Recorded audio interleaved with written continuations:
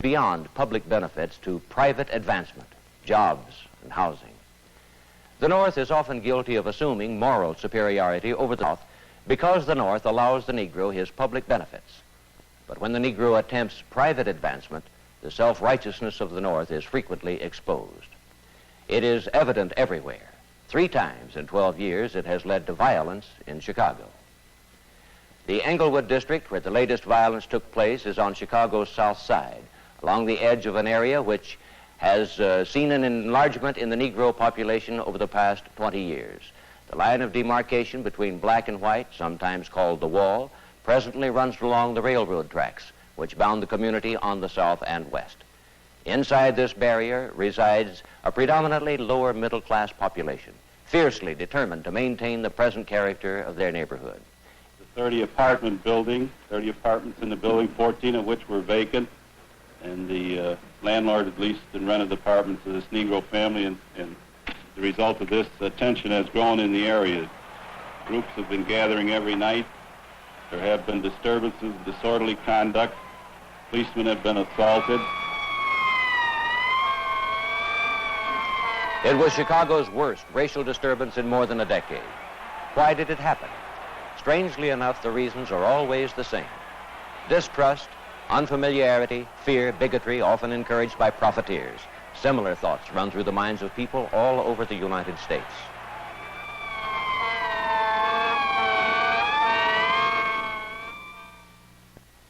Exerting political power, the classic means of advancement for minorities in America, apparently seems too slow a method to most of those waging this struggle. But their political power is increasing, both as voters and as holders of public office. This can be seen in Massachusetts. The highest elected Negro public servant in the United States is the Attorney General there. Brooks speaks as a Negro who must appeal to every kind of voter. The Negro, if he aspires to high elective office, must remember that he represents all of the people, not just the Negro people, but the white people, all of the different creeds, and that he must campaign on the issues pertaining to his particular office. I did so campaign in the Commonwealth of Massachusetts. I talked about the ills of Massachusetts government. I talked to people up and down the Commonwealth. I listened to their problems of housing and education and feeding and clothing, and I directed my campaign towards them. I think when this is done, that the white community will accept a man, regardless of his race or creed, to elective office, and I think that my election has proved this. Congressman William Dawson, for a time the most powerful Negro politician in the country, is an old-style political boss.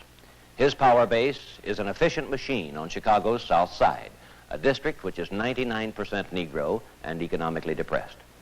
From this slum area, Dawson can command margins of 100,000 Democratic votes, enough to carry the state of Illinois. Dawson has never been a race leader. Like many congressmen, he has accommodated to the rules of the club and has enjoyed harmonious working relations even with colleagues from the Deep South. Behind the scenes in Washington, Negroes today play an important role in the formulation of administration policy. A deputy chairman of the Democratic National Committee, Louis Martin, feels strongly that the new Negro in politics must be a decision maker. I think they unquestionably will be decision makers. They are now in many instances.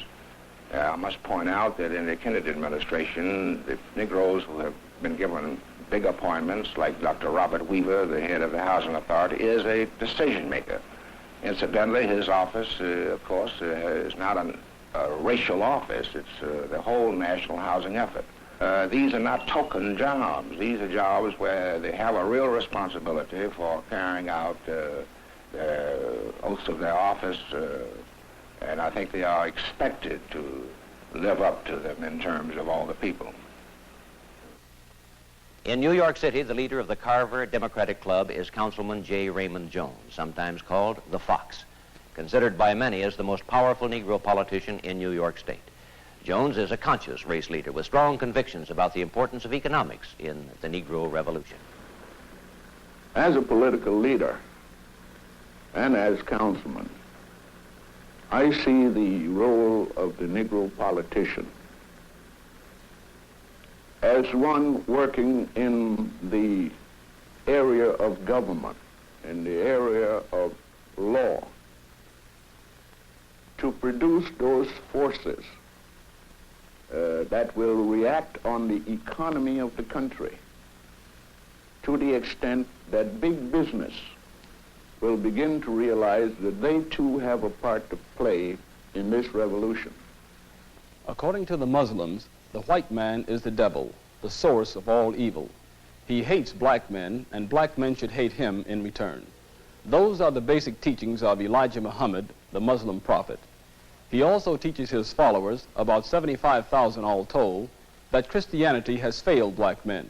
The American government has failed black men. The Muslim solution, a separate black state. Free you from anything, and Negroes don't know the truth. You find the Negro getting drunk, he doesn't know the truth. You find the Negro taking dope, he doesn't know the truth. You find the Negro lying and cheating, he doesn't know the truth. He's usually imitating the white man. Negroes get drunk because they see white people get drunk. They smoke cigarettes because they see white people smoke cigarettes. They commit fornication and adultery because when they turn on the television, all they see is a white man committing fornication and adultery. So, and they want to be like the white man, so they copy his immoral social habits. And the Honorable Elijah Muhammad comes along and teaches black people the glory of black. And instead of the black man then trying to imitate the white man, he tries to imitate God. He tries to be himself. And he tries to display high moral qualities rather than the low moral qualities. Right after World War I, a Negro leader named Marcus Garvey organized an ill-fated campaign based on the same principle. One of many men who opposed that movement, Philip Randolph, recalls conditions that led hundreds of thousands of Negroes to join the Garvey parade. They had come out of the war, where they had fought and died, and come into the southern communities where they met a violent racial discrimination. Many soldiers were the victims of police brutality. Some were lynched, and therefore there was widespread frustration and discord and discontent among Negroes. Garvey came along with his doctrine of back to Africa, and he painted glowing pictures of what Negroes could do were they to migrate to Africa, how they could build great enterprises and things of that sort. And this caught the interest and the imagination of the Negro, and many of them flocked into the Garvey movement. It's feared by some whites that the Muslims advocate violence, but that's not exactly the case. They say they don't believe in starting a fight, but if white men mistreat them, they won't turn the other cheek. That brand of militancy has forced other Negro leaders to become more aggressive. It's the implied threat of increasing Muslim power that makes some whites more willing to negotiate with the so-called moderate groups. To that extent, the black Muslims are making a major contribution to the drive for equal rights. This is the construction site of the Union County Courthouse Annex in Elizabeth, New Jersey. The demonstrators are protesting the fact that few Negroes have been admitted to the building trade unions. By their reckoning, Negroes have a right to more jobs on public projects such as this one because the money comes from tax dollars out of their pockets as well as the pockets of whites. This demonstration actually began before sunrise. At 6 a.m., only one picket was present, having been there all night long. He described his makeshift bed as uncomfortable, but police called it unlawful. What made you decide to sleep here tonight? Well, I feel like that I'm a Negro and that we are striving for equal rights, for opportunity, for jobs, and more security for our young people, our race, our children that are coming up in life, and better schooling. And I feel like that we're entitled to it. And we have one foot in the door now, and it's no time to stop. Eventually, other demonstrators began arriving in small groups. They gathered at a nearby Negro Baptist church across the street from the project. Inside, clergymen conducted a sort of pep rally for pickets, complete with songs and chants. They also told the demonstrators how to go about avoiding trouble and maintaining order at all costs. But once outside the church, it didn't take long for things to get out of hand.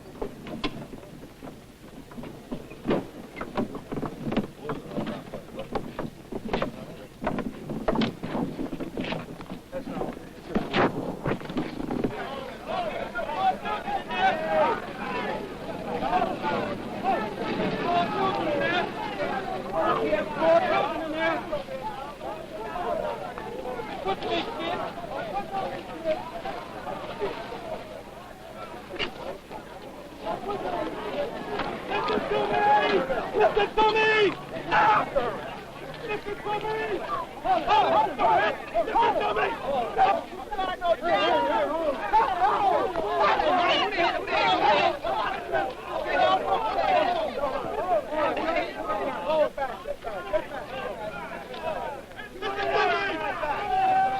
Get that line back!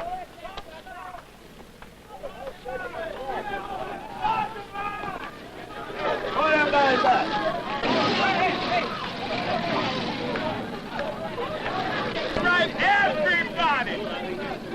Everybody into the church!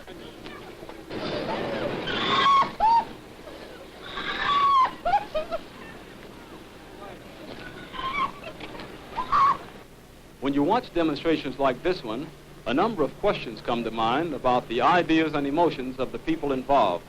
One way to look for the answers is to put yourself on the picket line.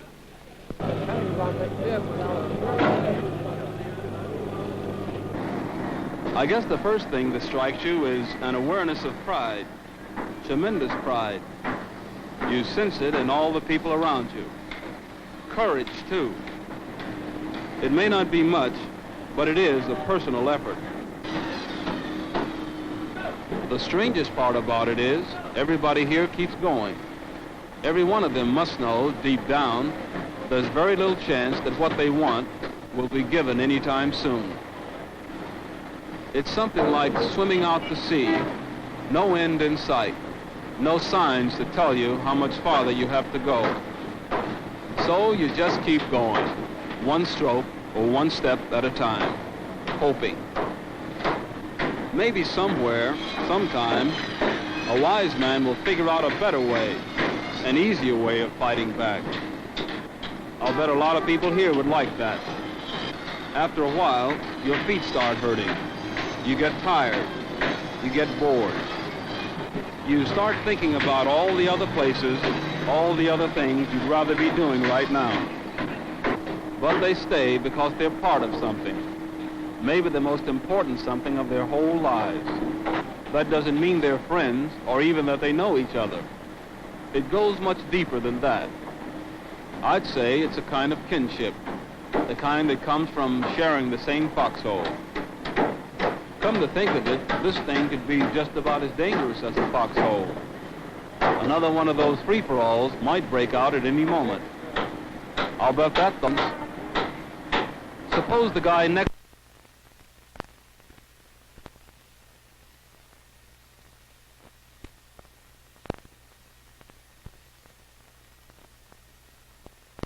in the North, the Negro has his consumer rights and the vote, but he joins in the demand for an education. Then, what would you do? Suppose the policeman slugs you. Well, one thing's for sure, there's no comfort in thinking about it. But as you walk along, you pick up a sense of determination, even stubbornness all around you. And you can tell that if trouble does come again, not one person will run away.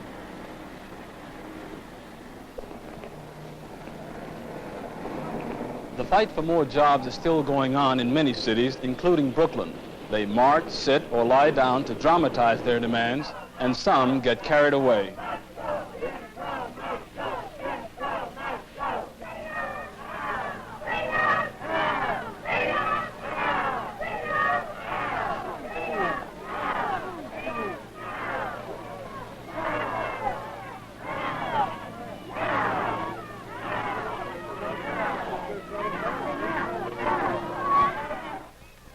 Those demonstrations, and others just like them, have sparked action on a number of fronts to lessen job bias. In addition, some employment gains are being made through boycotts or selective buying campaigns.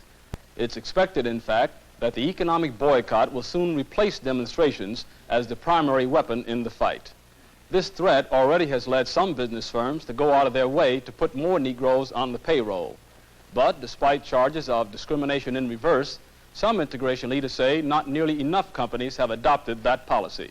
In their eyes, job discrimination is the paramount issue in the Negro revolt. Their reasoning is simple. It takes money to obtain advantages such as higher education and better housing, which means that for millions of Negroes denied an equal chance in the job market, The American dream is beyond reach. Negro demonstrations in the North have made it clear that the revolution is national in scope. Although it has different objectives in different areas, a common goal of the revolution is the elimination of discrimination. While a few northern cities, Hillsborough, Ohio, New Rochelle, New York, have been found guilty of segregating schools by twisting boundaries of school districts, a far more common condition is the school that is predominantly Negro because the district is predominantly Negro, and this because housing in that district is all the Negro parents can afford, as in Englewood, New Jersey. As Englewood schools opened for the academic year of 1962 to 63, months of talk and legal maneuver turned suddenly into action. Lincoln Elementary School, 95% Negro, was picketed. A boycott left it almost empty. Englewood itself could not have been more surprised. The city, an important dormitory for the New York metropolis, seemed an ideal hometown, even to its 7,000 Negroes, nearly one-third of the population. Englewood has no visible racial barriers. There are palatial Negro homes in the most exclusive section. Comfortable middle-class homes are a commonplace. Negroes work for the city and for private enterprise. All public facilities are open to them. But there is a blot on Englewood's pleasant face, the Fourth Ward. It's a slum, almost entirely Negro, like the neighborhood school. This creates de facto segregation, and finally, some Negroes decided to act. We couldn't work within the structures of any of the organizations that are set up because of the various constitutions of these organizations. So consequently, a group of us got together, we decided on the Englewood movement, and after we got just about ready, we said, well, we needed someone to coordinate this movement. Hence, we called in Mr. Paul Zuber.